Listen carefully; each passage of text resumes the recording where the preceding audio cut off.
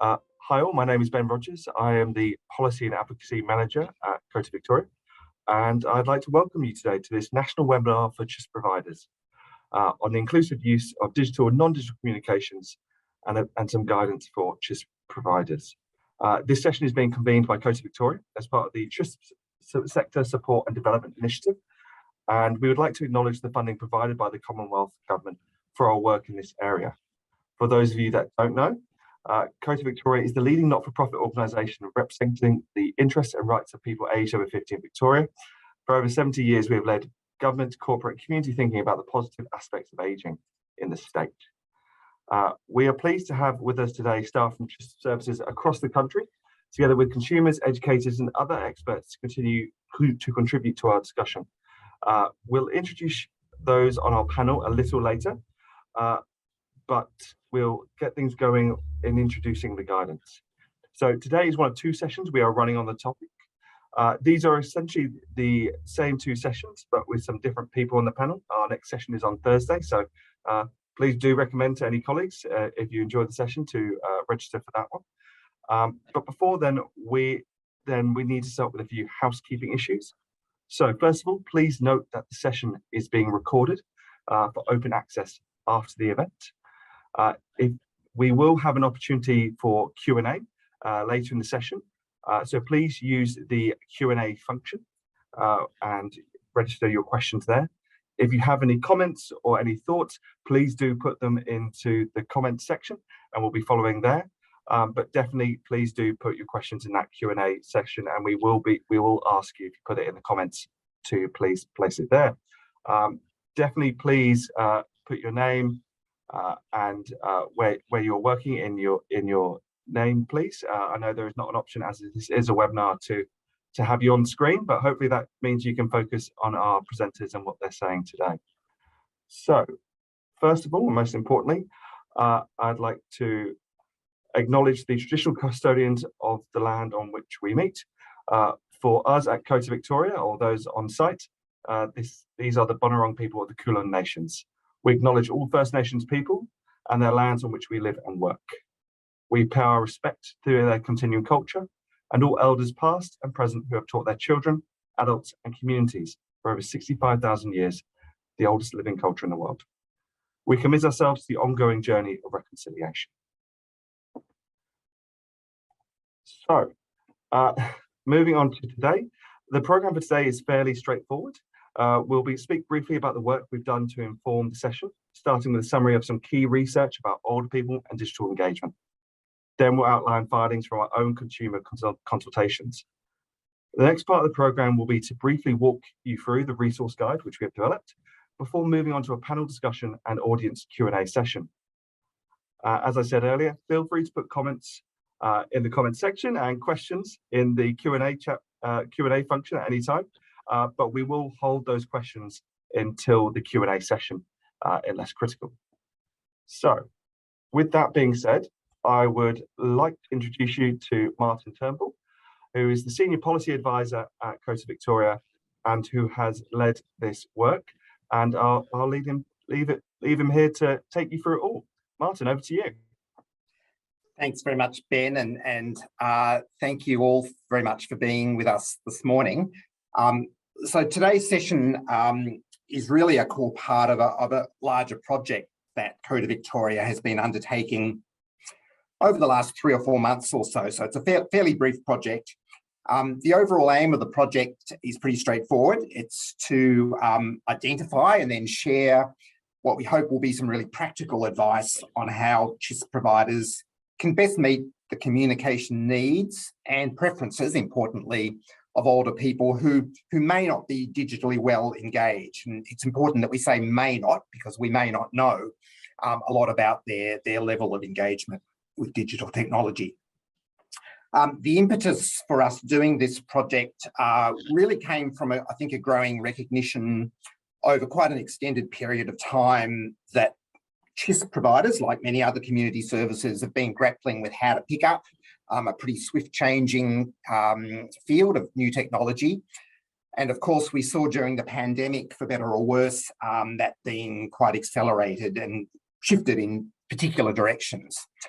Despite the importance of all of that, we were quite surprised at how little research and how little active discussion there had been, and relatively little in the way of written guidance material for providers about how to cope with this, this set of challenges. And we had heard from a number of CHSP providers across the country that they were keen, I guess, to take a more strategic approach and a more holistic approach to this challenge. So hence this project. It's been a pretty quick project. We did some consultation, which we'll take you through in a moment. We did a bit of a literature review, a bit of discussion with some experts. We developed and drafted the resource guide. And then after the webinars this week, we'll wrap up with a bit of light touch feedback from the sector, just to see how the work has been received. So this is certainly not comprehensive. It's not the last word on the topic, but we think we've generated some useful insights, and we'll be keen to see what you think about that as well. So if we flip to the next slide, we were really keen to ground this work in what we know about older Australians and their level of digital engagement, digital inclusion generally in the community. And as you probably know, that there have been some really good big surveys on this topic over recent years for us to draw on. So we were keen to put together some of that information. And I'll take you through a couple of specific survey results in a moment. But I think it's important to say, first of all, that a lot of those surveys have some inherent limitations, one of them being, of course, whether or not they're conducted online and therefore are a bit biased in who's responding. There's been, though, relatively little research and little direct work on how these issues play out specifically for older people as consumers of community-aged care. So we think there's still quite a bit of a gap in our knowledge base on this. So a few fundamental points, I think, which won't be any surprise to you coming out of that research. First, there's absolutely no place for reductionist stereotypes of older people as somehow unable or unwilling to embrace digital comms. Older Australians, like the rest of us, have a great diversity in terms of their access, their skill, their level of comfort with these technologies. And overall, a large majority are embracing the new technologies to at least some extent. On top of that, though, again, no surprise to you, we know that many older Australians are facing significant barriers and expressing clear preferences for some non-digital alternatives, particularly in a service delivery context. A couple of other really important things that we picked up from the research. Firstly, that digital disengagement or exclusion, if you like, doesn't necessarily reflect lack of skill or competence. And while those issues are obviously important, there's a whole set of issues that are social, emotional, and cultural that we also need to take into account. And I know that many of those will come out through our panel discussion today. A second overall point to note, I think, is that access to technology does not imply active use. So we heard time and time again, many older people have, for example, email addresses, but they don't actively use them, or perhaps only use them in a very limited way. The good news, one of the bits of good news coming out from the research, I think, is that there is a sizable group of older Australians who, while a bit uncomfortable with technology now, are really open and interested in improving their skills. Finally, I think the research really consistently identifies some of the consumer factors that are associated with lower digital engagement. And of course, these will be of no surprise to you as CHSP providers, because they're very much characteristics of your client group as well. But lower levels of education, financial insecurity, poor mental and physical health, and disability being factors that time and time again we see correlated with digital exclusion. If we flip to the next slide, we just wanted to show you some information from what's probably the most significant recurring survey that's done around these issues, which is called the Australian Digital Inclusion Index. And this is a big survey done through both digital and non-digital collection methods. They ask people questions about access, affordability, and competence in using digital technology, and they create an overall index for that. And as I hope you can see on this graph, there's a very, very stark age gradient to this scenario. So if we focus on the black part of each column at the top, those who are classed as being highly excluded from digital communications, we can see that the figure rises from almost none in the 18 to 34-year-old age group, 12% for those 55 to 64, 25% for those 65 to 74, and a huge 42% in those over 75. And in fact, those who are either highly excluded or reasonably excluded in that last age group account for nearly 3/4 of the population. So very, very stark figures there for us to take into account. On the next slide, we just wanted to share with you some quite recently released information. Just a few weeks ago now, COTA's State of the Older Nation survey was released. And for the third year now, that survey has included a group of questions about digital engagement. The chart you're looking at is a bit busy to take in now, but you'll see it in the resource guide a bit later. But really, this survey confirms what we've found from other research, but presents the issue particularly in terms of the level of comfort that older Australians have with digital technology. So we can see that 8% of those people in their 70s and 11% of those in their 80s have what is categorised as quite low levels of comfort. And if you can see on the second run of circles there, disability, poor health, low financial security, more or less double those figures. So you can see the sort of impact those factors make. I think perhaps the most interesting part of this survey, though, was what it says about the overall feelings that older people have on these issues. So about 2/3 of respondents agreed that they rely primarily on digital communications to keep connected socially and connected with services. Despite that, 29% feel left behind in what they see as an age of technology. 66% think technology needs to be better designed specifically for older people, and nearly half strongly agreed with the comment that it's too hard, just too hard to keep up with technological change. Finally, the survey tells us a little bit about the level of interest in improving their tech skills. And it was good to see that 57% had a high level of interest in improving their ICT skills.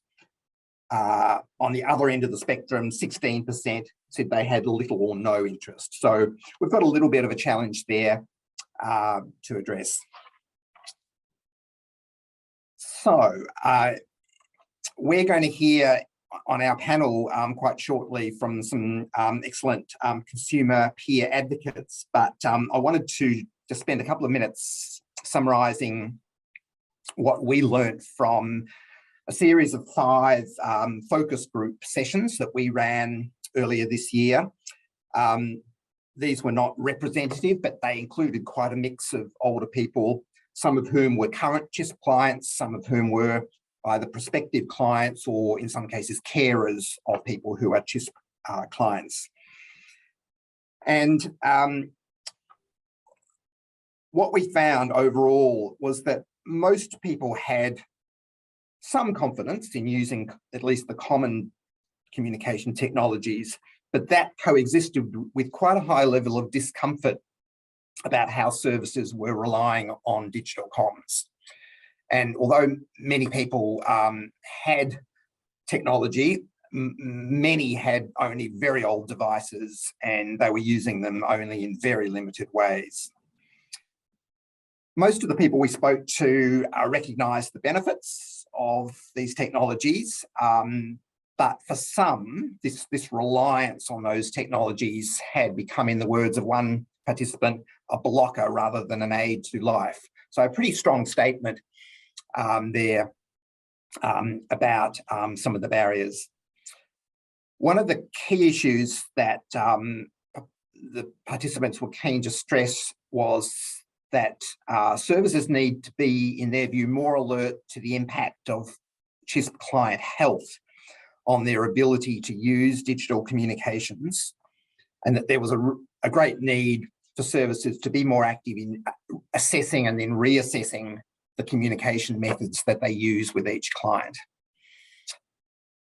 One of the big bugbears, and I think some of our speakers today might reinforce this, is the way in which services sometimes fail to even ask them about their communication preferences, and in many cases just assume that they can access support from families.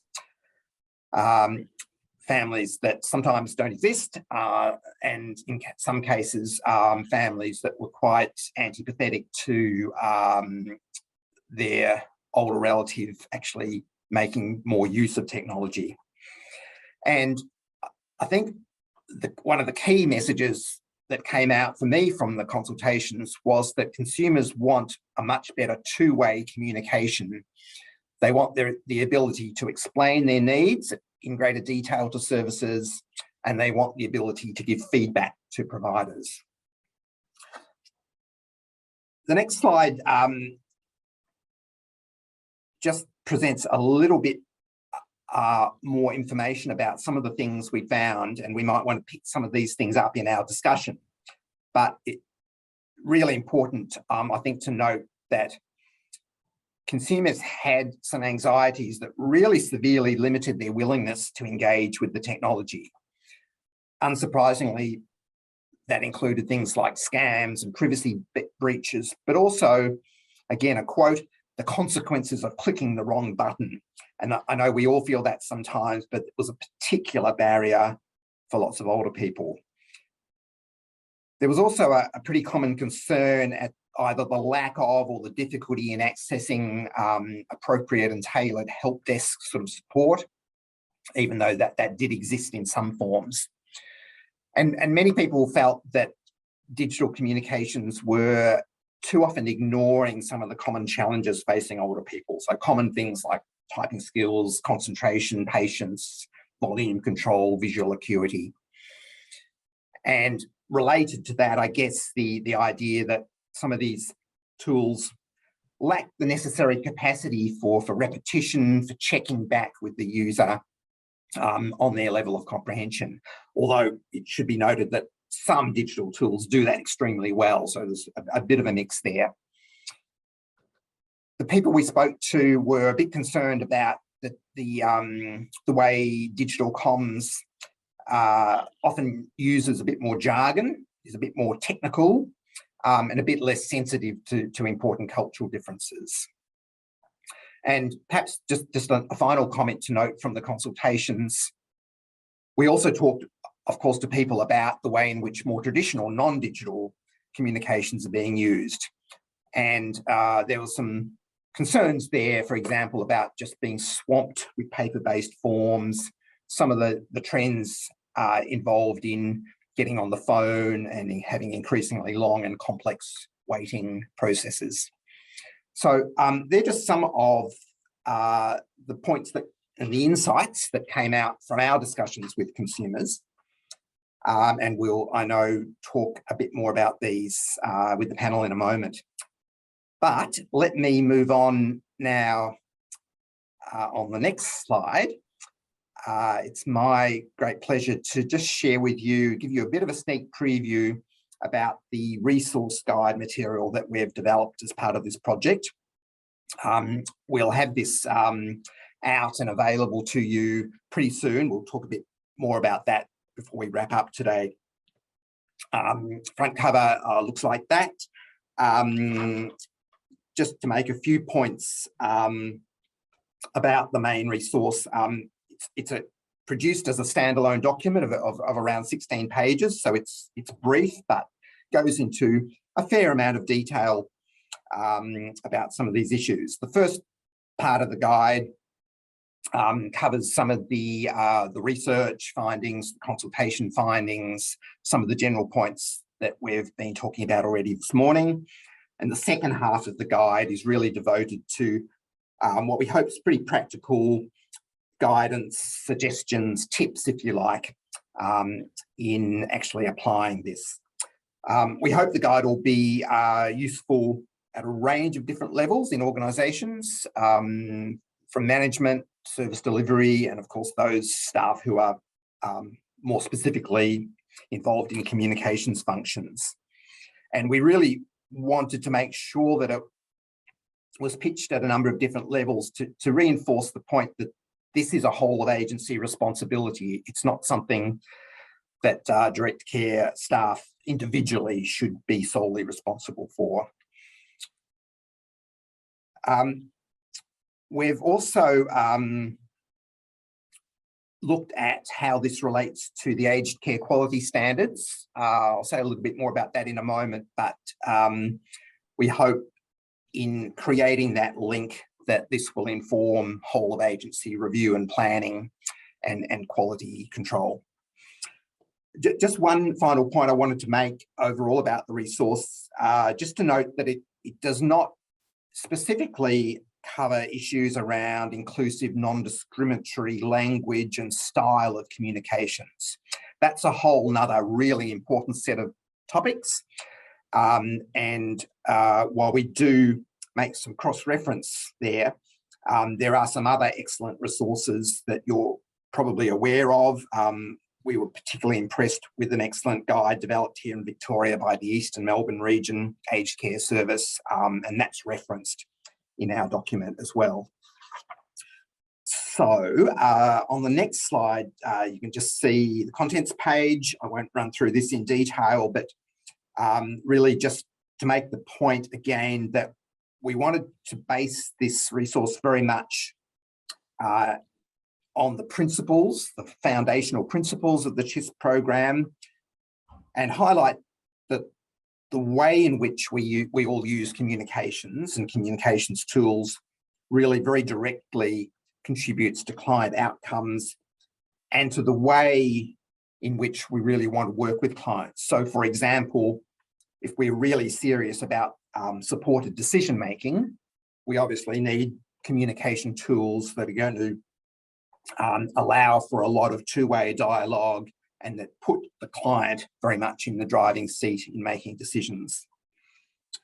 And we've also really tried to emphasise, as I was saying a moment ago, that this is not just about access and skill, important as those issues are. We really need to think about the social and cultural aspects of this. And that's one reason why we've included in the guide a series of what I think are really wonderful photographs.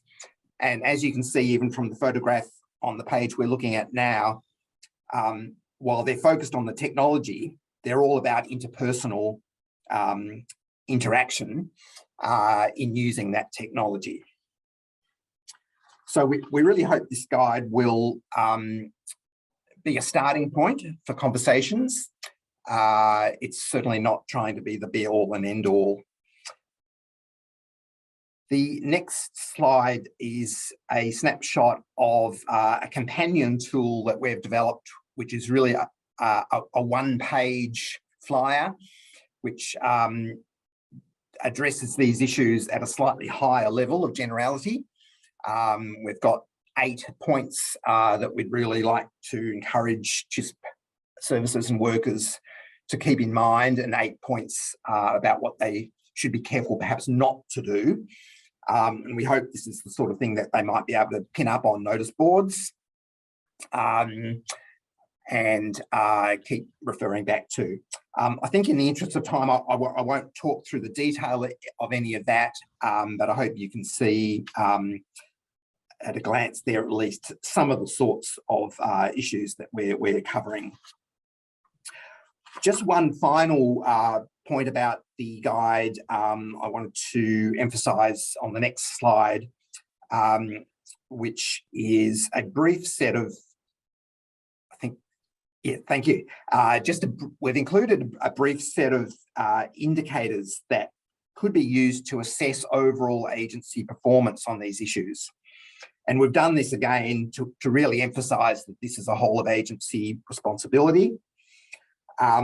These indicators map pretty well, I think, into the aged care quality standards, but not in a one-to-one way. They cover things like, in the first indicator, what's happened in terms of public commitment. Are these issues part of the agency's sort of public commitment, promotional material and so forth? Second indicator asks some questions about what's been done to really back that up with looking at some data and some information about your client population.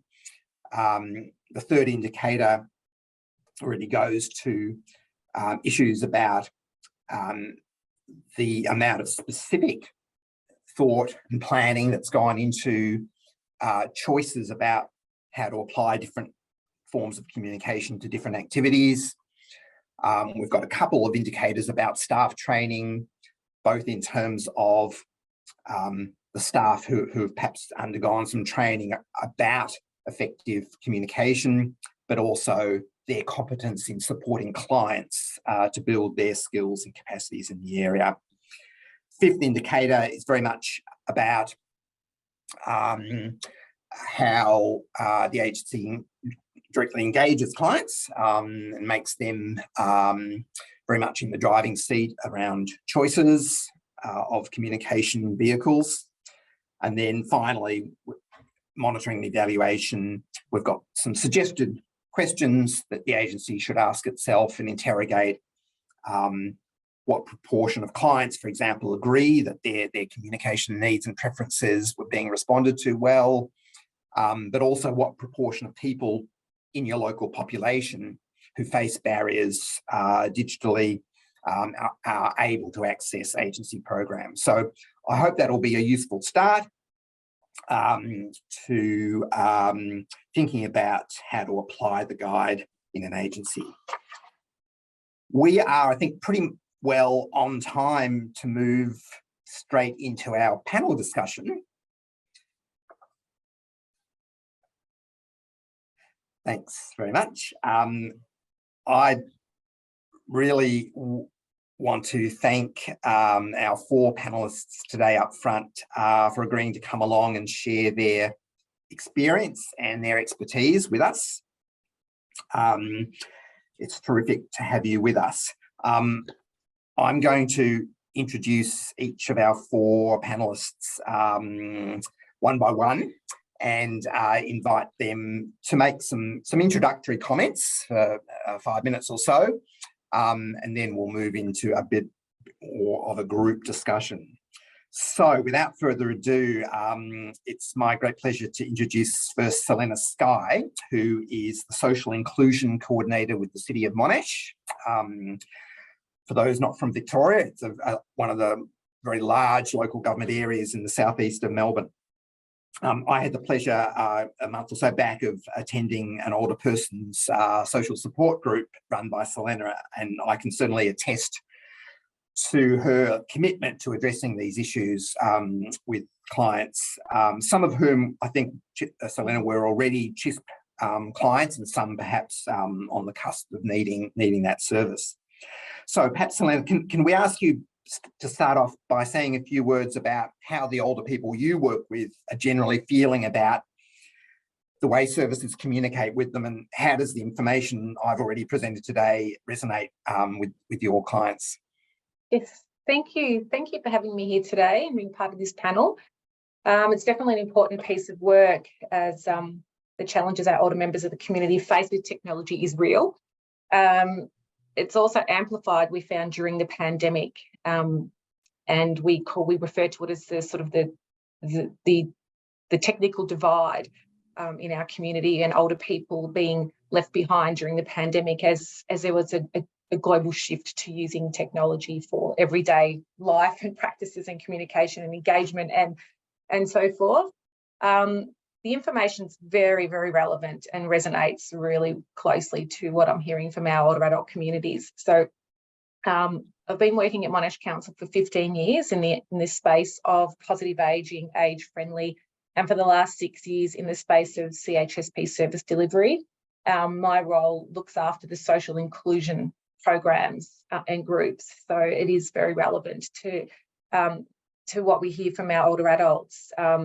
So Monash Council have embraced a number of ways to communicate and engage with our clients and our older adults generally in the community. So there's been quite a large shift, especially over the last 5 years, with I think, and it resonates really nicely with the statistics that Martin was putting up earlier. There has been a shift of older residents embracing technology.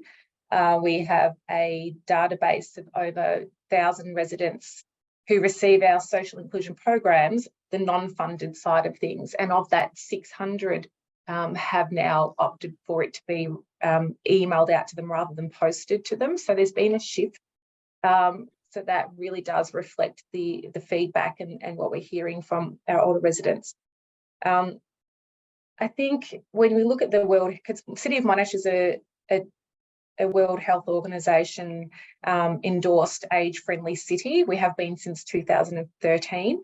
When I first undertook that piece of work, one of the 8 domains of age-friendly was communication. And it did state that there are challenges that older people face, and communities and service providers in relation to communicating with older people because of the rapid changes in technology. But there was also an expectation that older people need to have a responsibility to stay on top of that and take some accountability. So it's a challenging concept when technology moves very fast. I feel sometimes left behind when I have my 20-year-old children say, "Mum, haven't you got onto that platform yet?" And I'm like, I'm left behind because it moves so fast, let alone if you are 70 or 80 and haven't been exposed to those technologies in your life journey. So I think that's a really important and reflective factor in all of this. I think I'm looking at I've been thinking about it's really interesting because I wrote down in my notes, there are a range of feelings, emotions and attitudes towards using technology in our older adult demographic, but I think just across all of our demographic.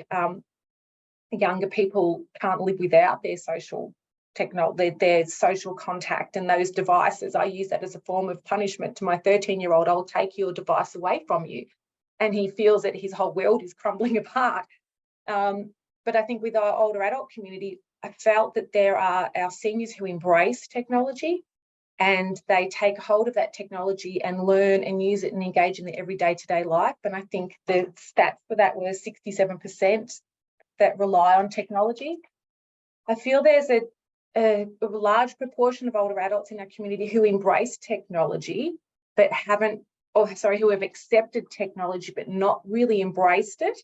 I think that was also reflected that the 47% find it too hard. So a lot of older adults I work with have a mobile device, they have a phone or an iPad.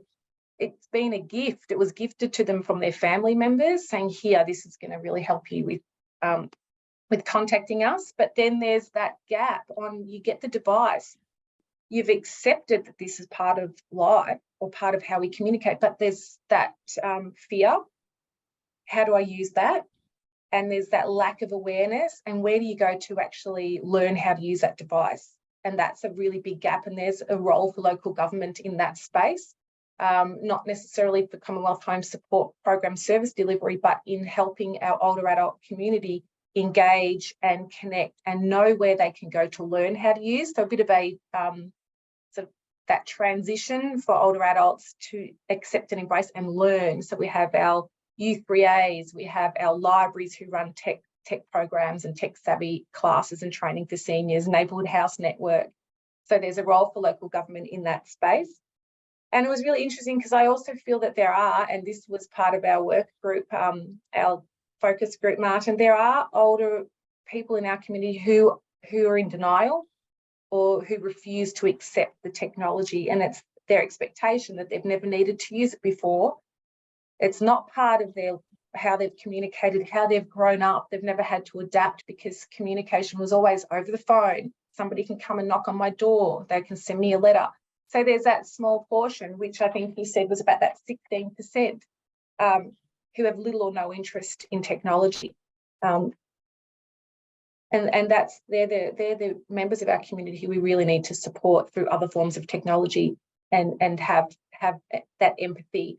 I think when I look at the connection from that 16% and ageism, so the World Health Organization defines ageism as, and refers to as a stereotype, prejudice and discrimination towards others and oneself based on age. So ageism can change the way how we view ourselves. I'm too old to do that. I'm too old to wear that. I'm too old to use that. I'm too old to do that.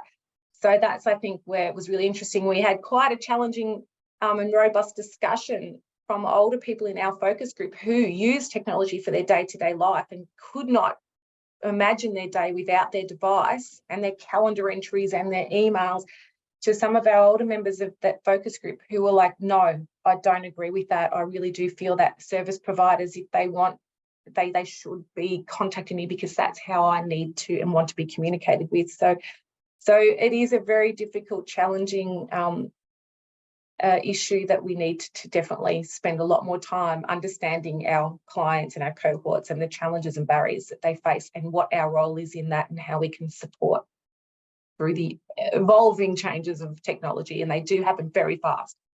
So thank you for me. Thanks, Sallenna. That's a terrific introduction from you on the ground there, and as you point out, very much reflecting on the diversity, the huge diversity of needs and preferences. Now, I have great pleasure in introducing Ruth Hosking OAM, who is an extremely active contributor to educating and advocating for older Victorians, and she draws on her own distinguished healthcare career. She's also a carer for her partner in Bendigo in regional Victoria. So Ruth, could we ask you perhaps to outline some of the experiences that you've had, whether they're positive or negative, in organising support services for your husband, and especially in terms of the way you've had to adapt to different expectations of the communications tools that you're needing to use? Thank you, Martin.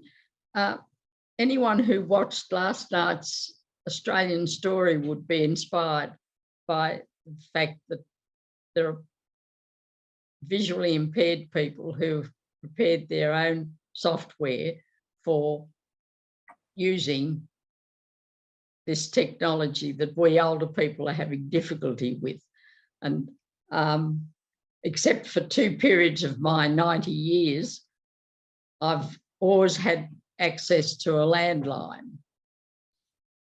Then back 35 years when I was working, computers were introduced, so I had to learn to use the computer or change jobs.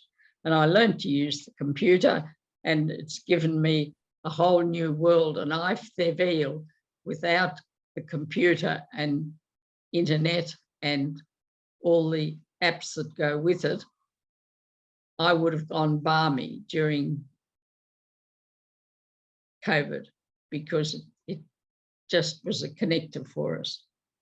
My experience with home service, communication with home services goes back about 17 years when I was, my discharge plan following major surgery included home help request, and the local government officer came the day after they received the request, established my husband was a veteran, so they transferred the request to the Department of Veteran Affairs, and we've done all our communication by phone or letter.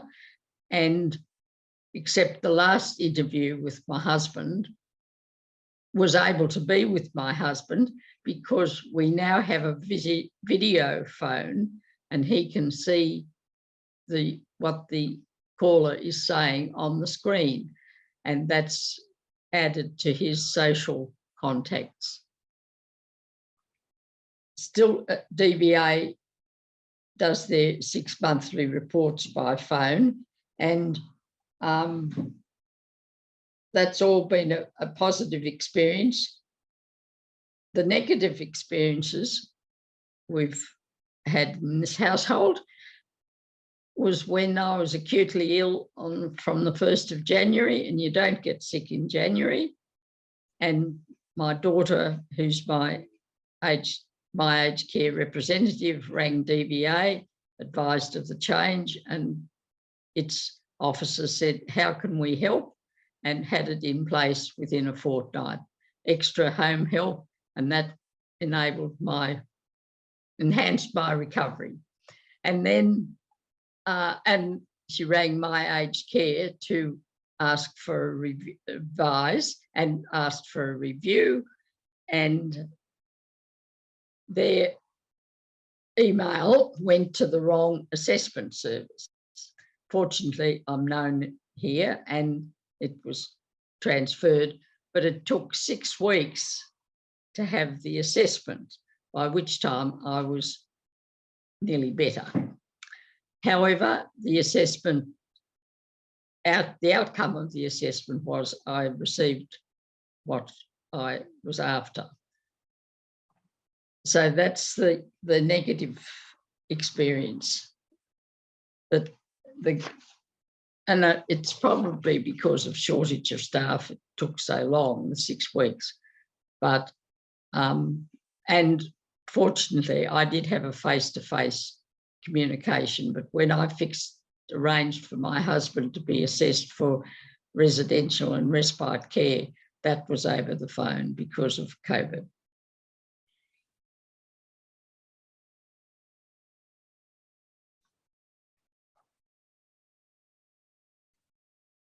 Thanks, Ruth. Did you want to say anything more for now? Or? No. Right.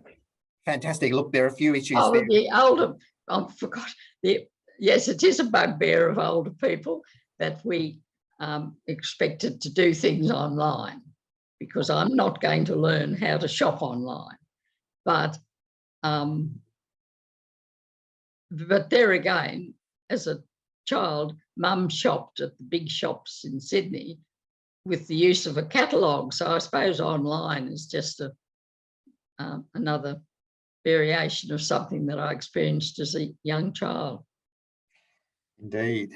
Thanks so much, Ruth. There are a couple of issues there. I'm sure we'll follow up a little bit later. Just a reminder to everyone, please think about some questions you'd like to ask and pop them in the Q&A facility.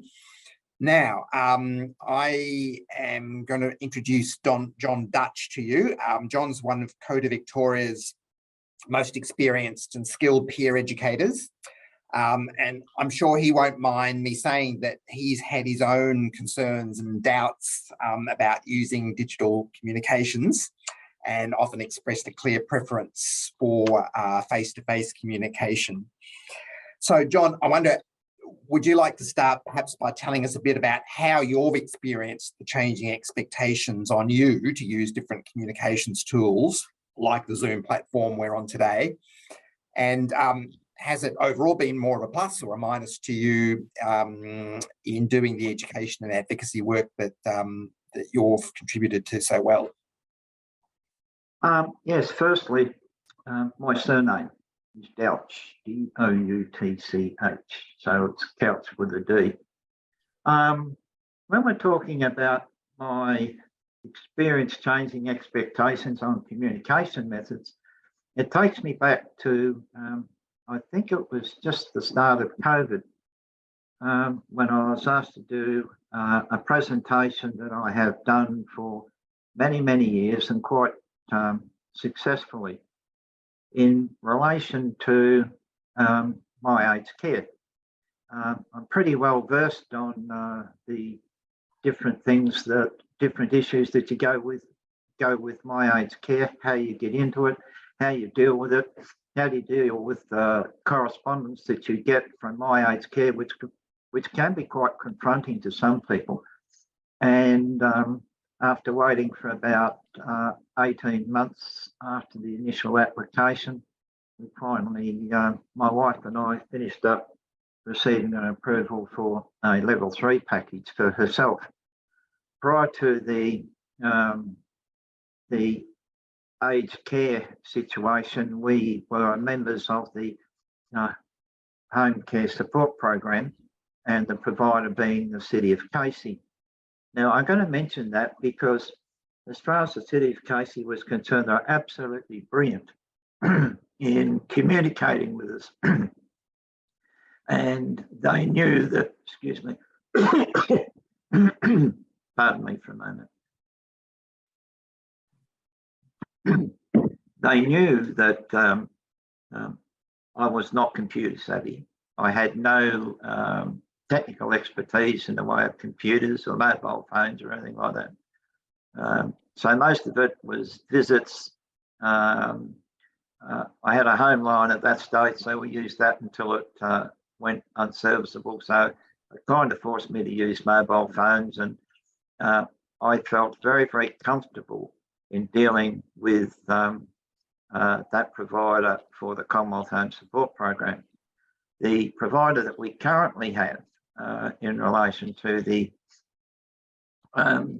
level 3 package is also very, very good, because it was deemed necessary to ensure that because John was in fact not real good with computers and not real good with the internet side of things, because once things get wrong, I didn't know how to fix them. So I'd pick up the phone and talk to my son, and my son got so sick of it he wouldn't talk to me anymore, which I can understand. But so there are providers out there that really look after you and take care of you and know what your limitations are. I was going to do a Zoom presentation, as I originally said, on the My Aged Care sessions. And the first session that I did was supposed to go for about 45 minutes. And I've done all of these things before. I find that when I'm talking to people and I get the vibe that's in the room, in other words, people around me, I can see that, you know, by expressions and so on, when I'm doing a presentation, I need to divert a little bit and take these sorts of things into account. Well, with this Zoom session, I didn't have any of that feedback. I was sitting there talking to a screen, and it scared the hell out of me. I think my presentation lasted 4.5 minutes. So I think that speaks volumes from where I was coming from and where I still come from. I've got a helper next to me, Karen, and she's doing all the necessaries to ensure and assist that I can at least put my points of view across today in a Zoom session. And I'm feeling a lot more comfortable because I've got that support. But if I was on my own, there's no way in the world I could do what I'm doing this morning. When we're talking about access to community support services and the basic communication methods older people should still be able to expect, and going have a looking at those graphs that you had there before, Martin, it really shows that as you get older, you expect to be able to deal with what you know. And I suppose you could say that we're from the old school. We like the letters, we like the telephone calls, we like the upfront communication, personal communication with people. And I find it very, very difficult, and I'm sure a lot of others do, that by using the new methodologies and technical stuff that we can use, I find it very, very confronting. I finally made the decision 3 weeks ago that I've had enough of this. The only thing I'm doing on my computer at the moment is emails. And I'm about to hurtle down to one of those shops, you know, that have all these computers on sale. I think it's end of year financial sale, I've been told. So I'm about to buy myself a new computer, and I'm also going to go to the, I've already made a number of bookings with my local library, which is in Bunjil Place, and they have some technical expertise there. So I'm going to drive those technical people silly about with all the questions that I have in relation to understanding the new technical capacities, and also at the same time learning to be able to become more compliant with it all. And I expect that once I've done this, my stress levels in dealing with communications in these aspects will be much, much better. Providers providing a good service in this regard, I would expect from any provider that they would take into account my limitations. Okay, so we use all of these new digital communications and it saves money here, there and everywhere, but money's not everything. I think that if you've got a package that's been outlined and agreed with the provider, then I believe it's up to the provider to be able to provide that assistance and service and communication based on my levels of expertise. And I think that's about all I've got to say, really. Fantastic, John. I think no one would know from that presentation that you were not a digital native, so it's all looking up. Again, a couple of issues we'll hope to come back to in a moment, but I'm keen to move on to Turgia Eliti, who we're very pleased to have with us today. Turgia is a senior lecturer in business studies at RMIT University in Melbourne, and he's the co-founder of the Shaping Connections initiative, which has worked with the University of the Third Age. So we were very keen to have Turgia along today because he has a particular interest in the way in which older people are socialised as consumers in their uptake of technology. And we're keen to know what has driven the Shaping Communities Connections initiative and what insights you think might apply to this sector. So over to you. Thanks, Martin, and thanks for inviting me. It's great to be here today. So I'll try to be brief. I see we don't have much time left. So Shaping Connections, as you said, is an initiative that we started together with U3A to promote digital inclusion from the broader sense of promoting social inclusion. So we've worked with a range of partners now throughout this process. And obviously, being university researchers, we focus on a sort of evidence-based perspective to understand what strategies and frameworks works best for seniors and the service providers that supports them. So we take a sort of co-creation approach to this, where we work closely with our partners in order to find solutions together. So we just relaunched our website, which is what you see behind me here, and it does contain quite a fair bit of resources that I think would be quite useful for the participants here today. So, for example, we have a set of video vignettes, so short video clips of older adults that talks about their relationships with technology, the particular perceptions of risks and the difficulties that they have from sort of different perspective, whether that is a sort of social perspective or a psychological perspective or a financial perspective and so forth. We also have a number of digital tools on there.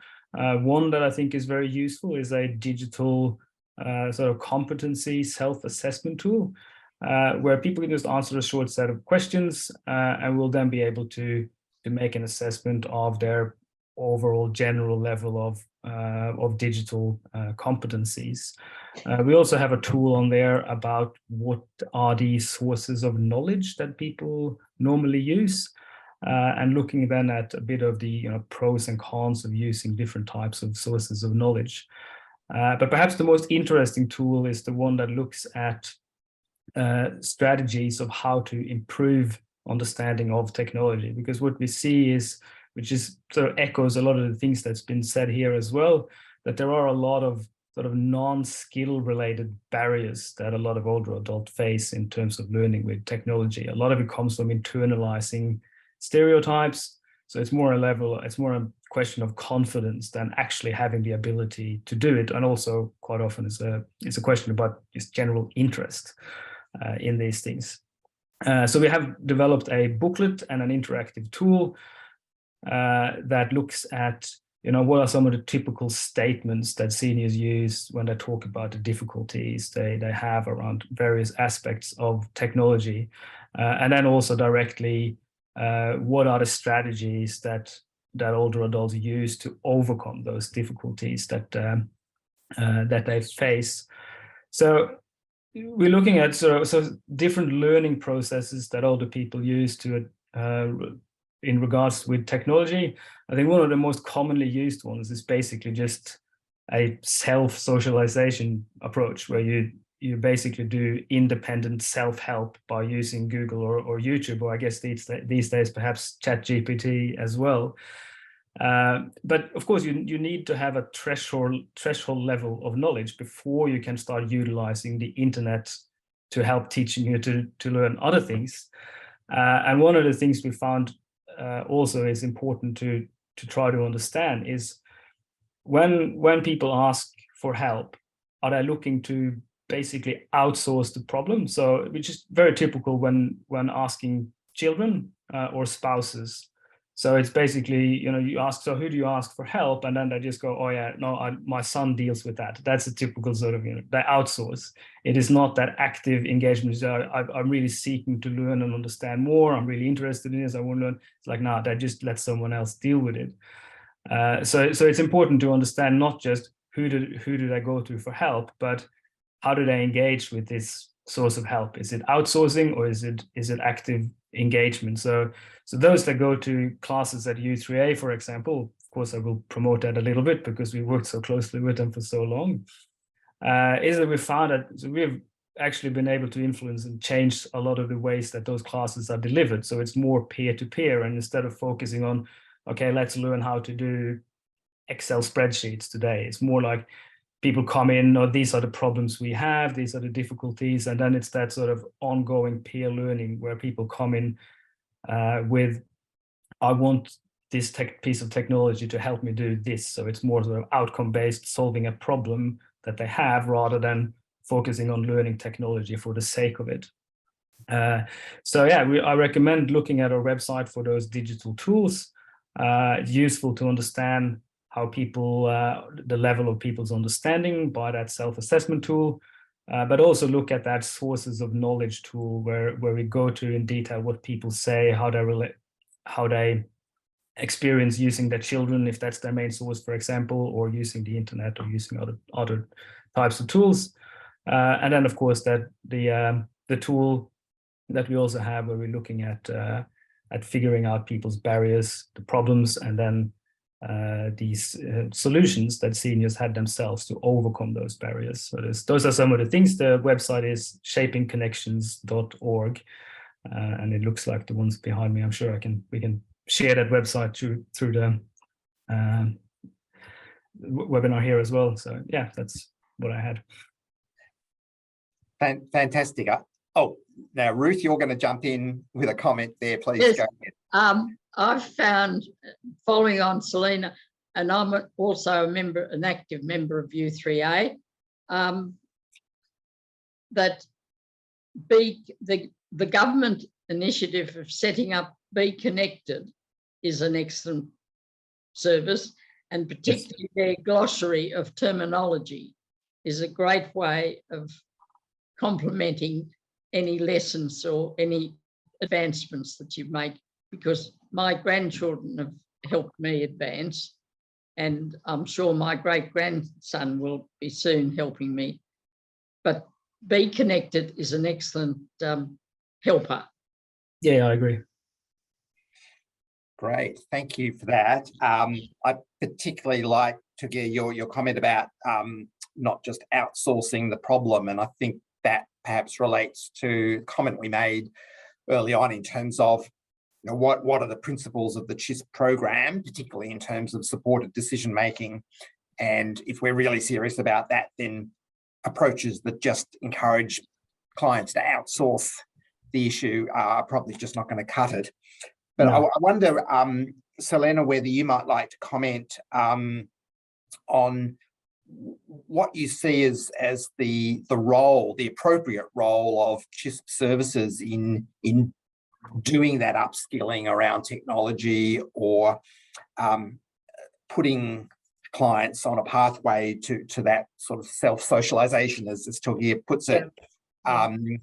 And one of the things we heard, I think, from our consultations is people saying, oh, the training and the education we were offered on this was a bit too technical, wasn't really sort of addressing our direct needs. Yeah, that's an interesting one. From just experience here at Monash Council, a lot of our care workers who go and provide CHSP in-home support, our average age is over 60. So we're doing a lot of internal work on upskilling our staff initially to get an email address for our staff communications. So, so with an aging workforce, you have that challenge with that communication and technology for the workforce, let alone then supporting the clients to access that technology. So it's sort of dealing with the internal staff development to then hopefully roll that out to the clients as well. So if we can upskill our staff, then we can support clients in the home. So with technology, I think there's a role for local council in providing encouragement, promoting and advocating for older people to access training. It's great to hear John saying he's going to take that leap and get himself a new device, and he's signed up to all the training that's available, because there is a lot available. It's about how do you circulate that information.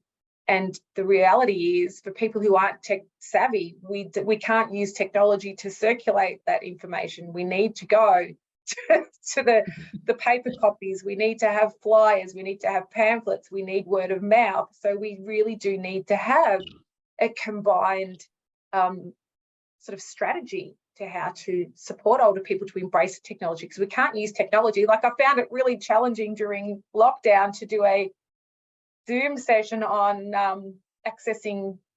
We did quite a lot during the lockdowns, and we did a lot of Zoom sessions with our older residents on how to become better at using your technology. So we did create a lot of single page how-to guides, and we posted them. We posted them out to our 3,000 seniors who were on our mailing list at that time. If you want to join our Zoom, you need to set up an email. Here's how you do it. We created links with our library. So a lot of our services went all on telephone to ring a lot of people. So moving backwards and forwards between different communication platforms is really important, and really identifying we can't expect people to just jump on board and embrace it. We need to support them at their pace. And we're starting off just with staff. And if we can help our staff upskill, hopefully we can that can then move into the homes as well. Fantastic. Thanks for that. We're going to move into some questions from our audience in just a moment, but I did just want to pick up on some comments that Ruth started making that were essentially about the role of assistive technology, which is, of course, a whole other topic, but it's very closely related to this topic. And you'll find in our guide a whole section devoted to particular forms of assistive technology, or AT, as it's sometimes shortened, that relate to helping people to use digital communications technology. So that's another really important aspect of this topic. I wonder, though, just before we go into questions, whether we might just ask whether any of our panelists have any more thoughts they'd like to share, particularly about some of those social and cultural barriers that some older people, some clients are going to experience, and how we might overcome those. John. I've been heavily involved in an organisation called Omni Older Men New Ideas Men's Discussion Groups. It's a program at COTA and has been running quite successfully since 2004, 2005. And when we were going gangbusters basically until COVID hit, and because of COVID and so on, we found it very, very difficult to communicate with our members, and it was found that our technical expertise was lacking, and also the men we were trying to contact, in other words, have group meetings on Zoom. There was one or two groups that were very, very successful at it, but most of them weren't. So we found that we were missing the vital points that we had in relation to our men's discussion groups. And since COVID has, since we've opened up out of COVID, we tend to have a lot of discussions about technical expertise, how we can improve communications amongst the men involved. And as Sallenna said, it can't only be just digital communication, it's got to be the old snail mail method, telephone calls, brochures, all of that sort of thing. The way we promote Omni these days at the present moment is basically through brochures and standing at the front of shops and handing out the brochures in relation to older men new ideas. And yeah. No, yes. I'm just going to add to that. Sorry, I think it's also important that one thing we've found post-COVID is providing a bit of a hybrid model to some people who have embraced the technology. Still having things available in an online platform enables people to come along if they're not feeling well, so they can still connect and engage or participate. So it has got a lot of benefits, but it is just working with your community or with your clients to identify what pace they can work at and supporting them through that journey. And that's really important. And that's where service delivery or service providers can have those meaningful relationships with their clients and provide them that support. And it definitely does help with addressing all the requirements in our service delivery models and our framework. So yeah. Thanks for that. Yeah, we're certainly in a transition period, as we've all been experiencing. Thank you so much, everyone. Stay there, panel. We've got some questions, and I'm going to hand back to Ben to manage the asking of those questions. And thank you very much, Martin, and thank you very much to our panel. And yeah, now over to you all. I can see a number of questions have already been asked, and we'll go through these. But if you have any other comments or other questions, please feel free to put them in the Q&A. I suppose we'll start off first with a question from Rosbell. Torgeir, I wonder if you could share how your approach links in with fairly well-established principles of adult learning and the central role of motivation. Yeah, look, we build on principles of adult learning, but we in our work we've been taking like a social learning approach or a socialization approach. So I guess it's sort of looking at internal agency and people's motivations and capacity and willingness to engage, and also from the perspective of influence from outsiders, like what we call socialization agents, which is particularly important around issues with technology, especially when those influencers or socialization agents tends to be younger people, and then we can look at the differences between how older adults learn from younger people as opposed to learning from peers around these topics, and those dynamics are quite different often in terms of how you learn from a younger person about these issues, or how you learn from someone older. I don't know how much details I should go into there, or if that is good for as an answer. I think it's good for now. Ross can let us know if you want to any further detail, and we may come back to it. But the next question is, I think, a bit more of a thorny issue for our panel, in terms of, from Michelle Jones, around the Commonwealth are moving to digital technology without ensuring supports for older adults. How can we ensure the planners are aware of these issues? And I will say, just from the COTA Victoria perspective, this is not just a Commonwealth issue. It is something that we see a lot at the state level, and we do see it, and we acknowledge we see it a lot at the Commonwealth level. It is something, it's a repeated issue. I can't tell you how many times we have told a government department, by the way, there are older people that cannot access this information, and how often they keep going, oh, we didn't realise that. Oh, how many people is that? And there's only so many times you can keep hitting your head against the door, but that's the job of particularly organisations, I would say, such as COTA Victoria and others across the country, in terms of pushing the issues of older people and making sure we keep saying the same message, we keep being consistent, and we keep putting the testimony of our panelists, such as here today, such as those with lived experience, those with more academic experience, and those who deliver that support and highlighting what they are, what they're hearing and what they're experiencing. So it's something that we're going to keep pushing, and I'd be remiss if I didn't flag part of what COTA Victoria has just, it's about to launch tomorrow, our Older Not Alone campaign. And a key part of that campaign, it's only focused in Victoria at this stage, is around highlighting the need to make sure that older people can access support. And a key part of that is making sure there is offline access, as well as supporting older people to access it through online mechanisms.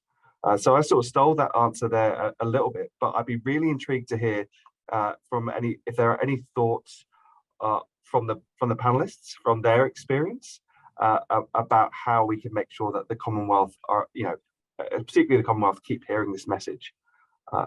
Sallenna? You see, Sallenna? Yes, yeah. Look, I agree. It needs to start from a policy development, sort of right at the policy level. So, like working with the World Health Organization framework and getting council to be committed. So, at a local level, at a policy level, getting local government to commit to age friendly was challenging enough, let alone moving up the government levels as we go. So having a really strong role in advocating, and that's what the role of COTA is, Seniors Rights Victoria, local councils, advocating to the people in the positions of power to make policies to reflect what the community need and are asking for. That's our role, is really, really strongly advocate. That's my comment on that. Yes, thank you. It's a great comment. It's a great comment. Anyone else with any thoughts? Ruth?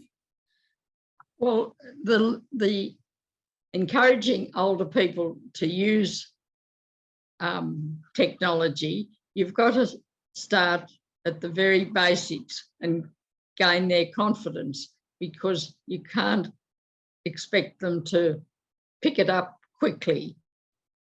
And it's there's certainly, I think there's a willingness to learn, but people have to start from scratch, like I did, and then the beat connected terminology or glossary makes sense. You've got to have an understanding of the starting point before you can progress onto all that's out there on websites.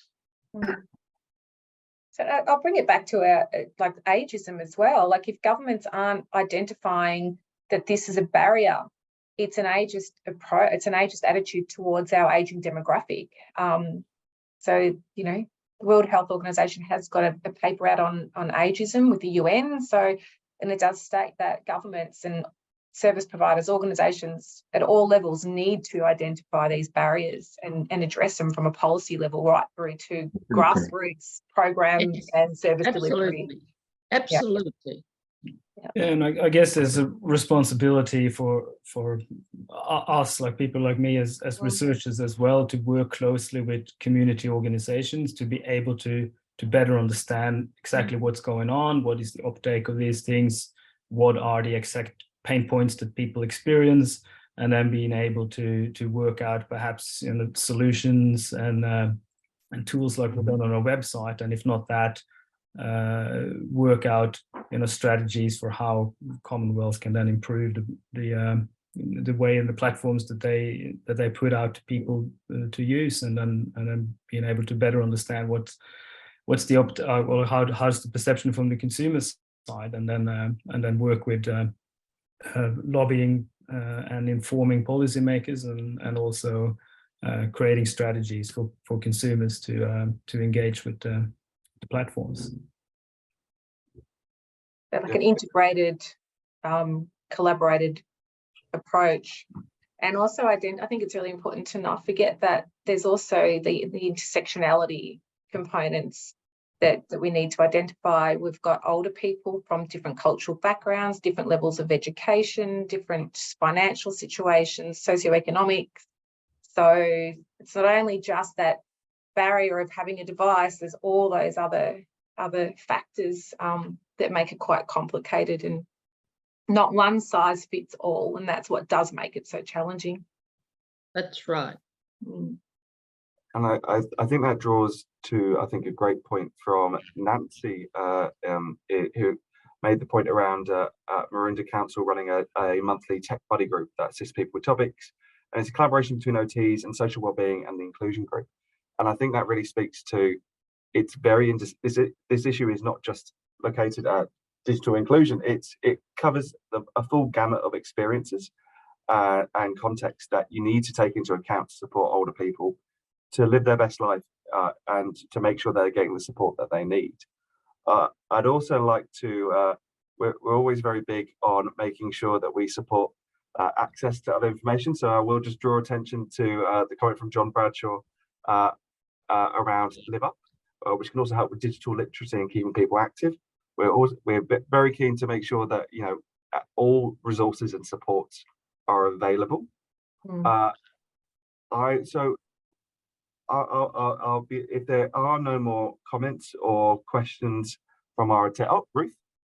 Just to comment that from my reading for this, the majority of digital users have a mobile phone these days, and focus needs to be on helping older people expand their knowledge of their mobile phone rather than perhaps a computer. 100%. Yeah, it's a great point, Ruth. I think it's a great point, and I think I'd like to ask our panelists if they would like to have, you know, if we have no more questions, we'll begin to wrap up. But if our panelists would like to make any final points or anything you'd like to leave our attendees with, please feel free to chime in and to give your thoughts. Yeah, I would just, I guess I would say thanks for inviting me, and thanks for allowing me to be part of this. It's been really, really insightful, great. Again, you know, if anyone is interested in the tools we have on our website, then I recommend having a look. I think it could be quite useful for service providers. And there's also an option there to contact us directly. We're always interested in working with communities and continue our research. So we're open for business, so to speak. Yeah.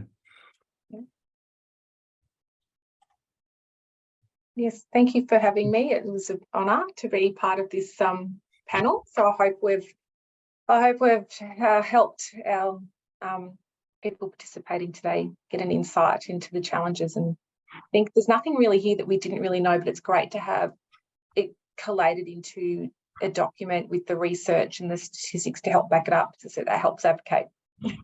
Yeah, thank you. And I hope this is the beginning of helping my age group gain confidence to have digital communication. Definitely. And John? Thank you. Yeah, I've sat back and listened to everybody, and I feel that when we're talking about all of this, if you go back to the age-friendly communities from the World Health Organization and have a look at one of the domains relative to communication, I think if you read that and understand it, it puts it all into perspective. And I'm really very interested in getting this COTA guide. I had a sneak preview this morning on it, and Martin, I think it's absolutely brilliant. And I can assure you that we're going to be using that sort of thing in our men's discussion groups, because there are older men who just won't touch computers, won't even touch mobile phones.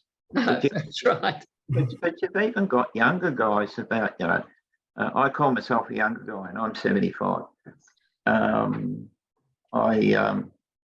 Like I said, I finally found the way to be able to jump in and go to the library and start working with tech people. But I mean, the fact that I'm here talking to you today is in itself a victory for me, because it's helped me understand that I can do this, and I don't. That's right. I don't need to fear it.